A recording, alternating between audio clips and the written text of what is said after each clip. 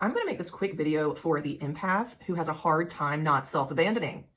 You might already know what an empath is, but in case you don't, what an empath is somebody who can feel someone else's emotions and feelings around them. Now, most of us have empathy, right? If we love somebody and that person's hurting, it hurts us. So I get that we all have empathy, but when you are considered an empath, it means that you probably you can't really cut this off as easy. You know, you might feel strangers' feelings, or you might realize that if someone around you is emotionally stressed, it actually affects your day. Like it affects your life. That's more empath territory. And I'm going to talk real quick about where that comes from because you might not know. It is a coping mechanism that we learned in childhood.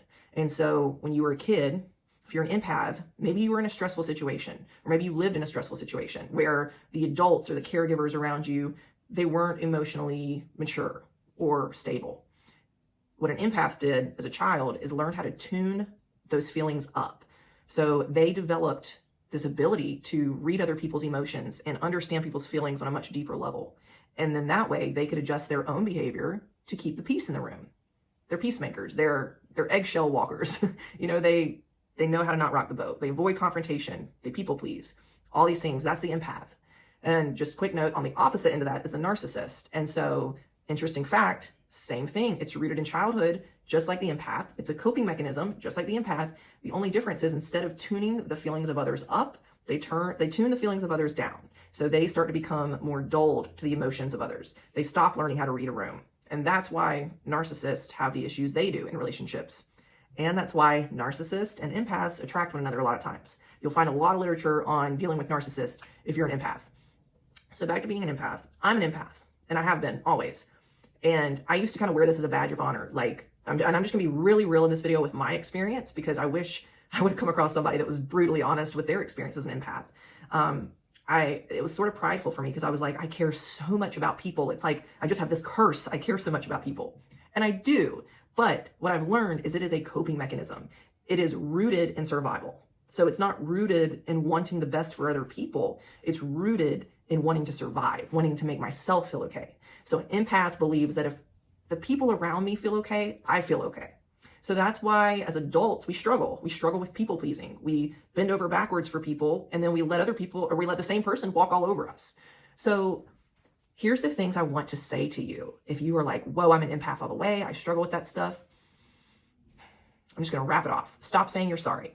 Just get I'm sorry out of your vocabulary, because chances are the last 100 times you used it, it did not apply. You were not sorry. So stop saying you're sorry. The other thing is when you set a boundary, don't follow it up by saying, I'm sorry. You know, if your boss asks you to work overtime, don't say, I'm sorry, I can't. Or don't say, no, I'm so sorry. You know, my son has a whatever. So learn how to set a boundary without apologizing for setting that boundary. Here's the other thing. It's going to feel really unnatural to set boundaries, but you have to do it. You have to. Now that you know this information, the universe is going to present you with all kinds of opportunities to show up different and to start rewiring these patterns, rewiring to set boundaries, to respect yourself and not self-abandon. So when an opportunity presents itself, and you'll know when it does because you're going to feel it, set a boundary. It can be something as simple as saying no, period. You don't have to follow no up. No is a full sentence. So whatever that means. The tricky part is a lot of times these are gray areas and we don't necessarily know when we're self-abandoning until it's too late. So here's the other thing I want to say is get really in tune with your body. Empaths, you guys, like we have such an ability we have a strong intuition, but we don't listen to that often because we're so busy people pleasing.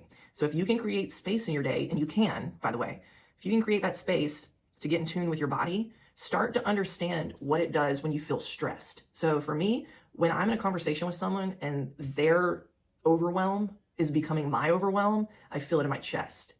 Now, if it's something more of like a sickness or depression or some sort of suffering on a little bit of a deeper than overwhelm level, I feel it in my gut. Also, if I'm around somebody who has ill intentions, I feel it in my gut. So get in tune with where you're feeling it in your body because your body will tell you when it needs you to set that boundary. And you guys, if your body tells you that and you don't set a boundary, you're losing trust with your body and it's going to stop communicating with you. That's why we get sick. That's why addiction creeps up and mental disorders. And I don't mean to say that loosely. I just mean in this case that can happen. So when your body gives you that signal, I'm getting overwhelmed, this is too much for me, you have to speak up. You can be honest about it. You can say, for example, you have a friend. This happens all the time, or used to me. I would have a friend who would just overshare to me. They would go from sharing about something that was affecting them to just rolling around in it, like regurgitating it, talking about it over and over. And I didn't set boundaries with them. So what was happening is they were laying their energy on me. So they were feeling better. They were getting it off of them. But being an empath, I was absorbing it. I was taking it in and I was getting sick. So I can stand up and say, honestly, I love you so much. And I'm an empath and I can feel what you're feeling and it's making me sick. I love you so much. We have to stop talking about this. Just set a boundary, wrap it up in love. If you're in a professional setting, use time as the cutoff. Say, you know what? I'm so grateful that you felt comfortable sharing this with me. I'm going to go to my next meeting. Send me an email if this is still something we need to deal with or whatever the situation is, but use time as the thing. You know what? If you need to use some excuses in the beginning, do it just to find your voice. And then it'll get easier and easier to where then you can just start laying it out and not feeling bad about it. So I want to go into the next point, which is you're going to feel bad about setting boundaries at first. And you're going to feel bad about cutting people off. It's not even a good way of saying it. Basically telling people that you can't listen to them anymore. You might feel bad for that. You're not doing anything wrong. Save this part of the video. You're not rude. You're polite. You're loving yourself and you're being responsible. Most people are not emotionally responsible. That's what I've come to learn. That's why therapists, there's a high need for them. That's why, come on, look at everything. We're over-medicated. We're dysfunctional. There's so many issues right now. Most people are emotional roller coasters. And I don't mean to laugh. It's kind of a nervous reaction for me. People will take you on emotional roller coasters if you let them. And people will take all your time if you let them. It is your responsibility to teach people how to treat you and to teach people what's okay for you and what's not. That really is up to you. So in the beginning, your voice is going to be shaky. It's going to be scary to have confrontation with people, but do it anyway. That's what I would tell myself. If I could talk to myself 6-7 years ago, I would say, do it anyway. It's okay to be afraid. It's okay to have that talk with your boss. It's okay to set boundaries with your spouse and be scared, but do it anyway. Because each time you do it, you're building more trust with yourself and more trust with yourself. When you were a kid, the world felt unshaky at one point, maybe for a long time, because you never really knew what the emotional climate was going to be around you. So now you're still afraid of the emotional climate around you. But the truth is, the emotional climate within you is all that matters. And you can keep that consistent, but you've got to set boundaries. So schedule yourself on your schedule. No, you don't have a little amount of time. It's just you're designating your time to the places that you believe it's worth. So if you're overworked, stop working so much. And this is where people get so mad. They're like, no, I have to work. No, I have to do this. No, I have to do that. You don't. Dead serious. You are the creator of your reality. If you ever read the 4-Hour Work Week, you don't have to work 100 hours a week. You don't. Seriously. I'm sorry. I get kind of passionate about that. You're the creator of your experience. If you don't want to be overwhelmed, don't take on overwhelm. If you don't want to be sad, don't take on sadness. You have the ability to protect yourself from that. And so the other thing is there are some grounding techniques you can use. If you're in a situation and you can't, it's not necessarily you can just speak up and set a boundary. Maybe you're out with your friends and the environment is overwhelming. Learn how to ground.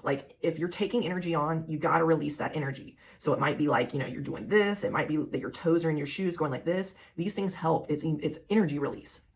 If you like to dance or you like to lift weights or run, these are all methods to really help release that energy that maybe you took on that's not yours to carry. So use these avenues to really just release that energy. All right, I'm going to wrap this up a little bit, and I'm probably going to do another video on this. I want to hear what you guys think about this. So if you follow me on the Body Sculpting Coach Instagram or just Aubrey Whitley on Facebook, send me a message. Let me know what you think about this, because this is a really good topic. I'm going to end with this. As an empath, I have the ability to set a standard that people who aren't as intentional with their space don't. And you do too. If you're an empath, create a new norm. The norm right now is to be overwhelmed, overworked, to brag about how busy we are, to be mentally unstable, honestly. There's a lot of mental instability right now. There's this whole movement, it's okay to not be okay. And I understand where that comes from, but it's also okay to be okay. I'm going to share some personal stuff that's been going on with me recently. There are people who have asked me, where have you been? I haven't seen you in our groups lately, or I haven't seen you on that call lately. And it's all coming from a good place. It's a group that inspires me, that helps me, stay motivated. But I've gone through a recent shift in my life. I've started homeschooling my kid, and I've had to be very, very strategic with my time. The old me would have taken that and said, oh my gosh, I'm not being good in these groups. I need to start showing up at these groups. I need to make all of them. I need to, communicate with these people all the time. But the truth is, it's not in the cards for me right now. It's not good for me right now. It's just one too many things on my plate. I am managing everything I need to right now. But you'll find there's always that element in your life that's going to kind of present that opportunity to show up like you used to, or to show up how you are today. Most people are overwhelmed. So that means you need to stop doing what most people are doing. Most people are overworked. So stop working the way most people are working. You don't have to do that. The people who are the biggest pushers that I found to say yes to everything, always be there for your friends, always call, like always answer when you need them, they're emotional wrecks, a lot of them, like truly. And I came out of a 12-step community, and I have nothing against 12-step. It saved my life. But there's a strong element of that in the 12-step community. I understand that you should be there for people. You should show up for your fellow human. But when you're doing it at the expense of abandoning yourself, so for example, you're feeling awful, you need space, and the phone rings, and it's somebody who's about to unload on you, don't answer that damn phone. Like, don't answer it. Don't feel obligated. Don't feel like you're bad for not answering it. You guys, I have ignored so many calls recently. I have said no to getting on so many calls. And you know what? I feel really good. But the people I've ignored or that have given me the guilt trips, every one of them is struggling right now. So I don't mean to throw shade, and I don't mean to like end on a low, but don't make people feel like you need to do something that you know in your gut you don't want to do, or it's not good for you right now. It doesn't matter who they are. It doesn't matter what position they're in. Set the status quo to not be overwhelmed and not self-abandon, and you will be a leader in your community. Love you guys.